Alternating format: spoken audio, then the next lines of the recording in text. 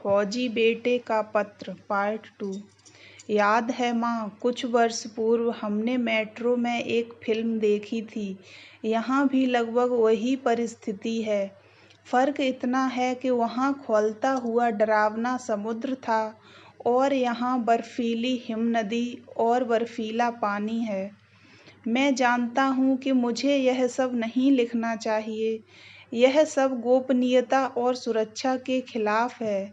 फिर भी आज शाम से ही मैं इतना रोमांचित हूँ कि किसी से कुछ कहने के लिए मन व्याकुल हो रहा है।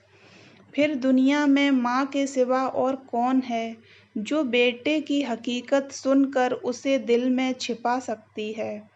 हो सकता है कि इस मिशन के बाद मुझे वीर चक्र मिले। मैं चाहता हूँ कि उस वक्त आप अपनी सहेलियों से और रिश्तेदारों से बड़े फिक्र से कहें कि मेरे सच्चू ने ऐसा किया, वैसा किया। आज मैं एक और अपराध कर रहा हूँ। मैं यह पत्र सेना के डाकघर के माध्यम से न भेजते हुए एक सिपाही के हाथ भेज रहा हूँ। यह सिपाही कल दिल्ली जा रहा है। बर्फ के प्रभाव से उसकी उंगलियां गल गई हैं। दिल्ली पहुंचते ही वह इस पर टिकट लगाकर किसी लाल डब्बे में डाल देगा। हो सकता है यह लिफाफा आपको 3 दिनों में ही मिल जाए।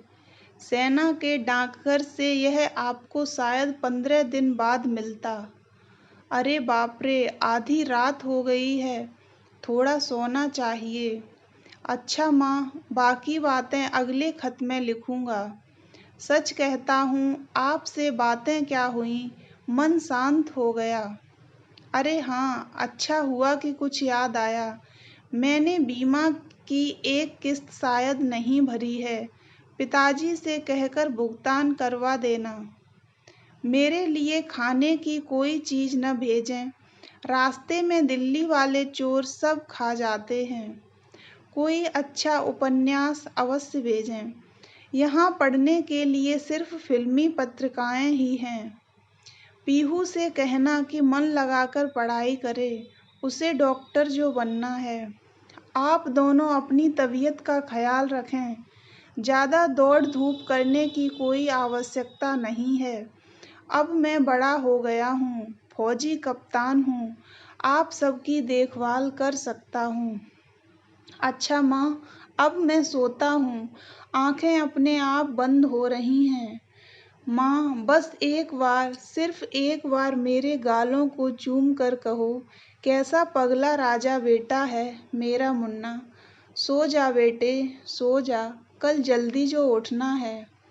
आपका प्यारा सचिन। सचिन के पत्र के आखिरी अक्षर तो सीता के आंसुओं में ही धुल गए। उन्होंने आंखें पोंछी, मन शांत किया। आखिरी पंक्तियां फिर से पढ़ीं और सचिन शब्द को चूम कर बोली, बिल्कुल पगला है मेरा राजा बेटा। उसी वक्त घंटी खनकी और सीता के मुंह से अनायास शब्द फूट पड़े, सच्चू बेटा रुक, मैं आ रही हूँ। उन्होंने दौड़कर दरवाजा खोला। दरवाजे पर सचिन नहीं था, लेकिन उसकी रेजिमेंट का एक युवा अफसर खड़ा था। वह वर्दी पहने था, सिर पर पी कैप थी। उसने सीता को सैल्यूट करते हुए धीरे से पूछा, कैप्टन सचिन कुमार? जी हाँ, यह सचिन का ही घर है। आप कौन?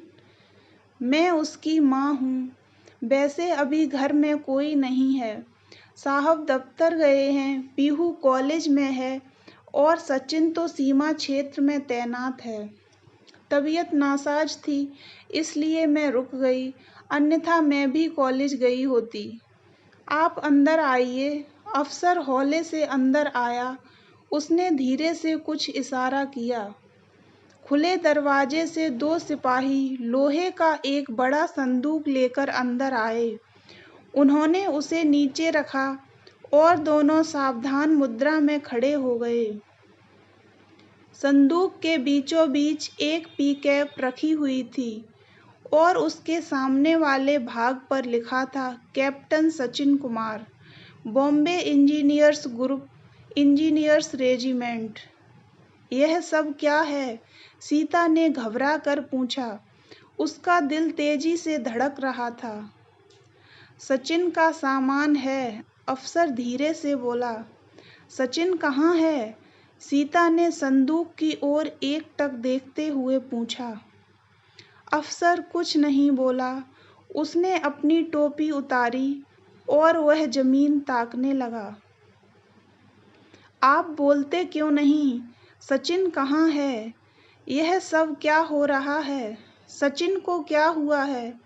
बोलिए, कुछ तो बोलिए, सीता ने चीख कर कहा। अफसर ने अपनी जेब से कागज का एक छोटा सा टुकड़ा निकाला, जो मैला था और बुरी तरह मुड़ा हुआ था।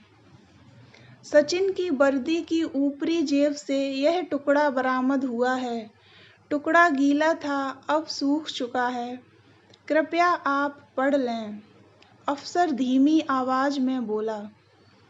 थरथराते हाथों से सीता ने कागज का टुकड़ा लिया। उस मैले से मुड़े हुए कागज के टुकड़े पर केवल 3 पंक्तियां ही लिखी थीं। माँ, अगर मैं आगे बढ़ूं तो आप मेरे पीछे आएं। माँ, अगर मैं आगे बढ़ूं तो आप मेरे पीछे आएं। अगर मैं पीछे मुड़ूं तो आप मुझे सूट करें। अगर मैं मरूं तो आप मुझे भूल जाएं। अगर मैं मरूं तो आप मुझे भूल जाएं। तो दोस्तों, आपको ये कहानी कैसी लगी? अगर आपको ये कहानी अच्छी लगी हो तो वीडियो को लाइक करें और ऐसी ही अन्य कहानियों के लिए हमारे चैनल को सब्सक्राइब करें।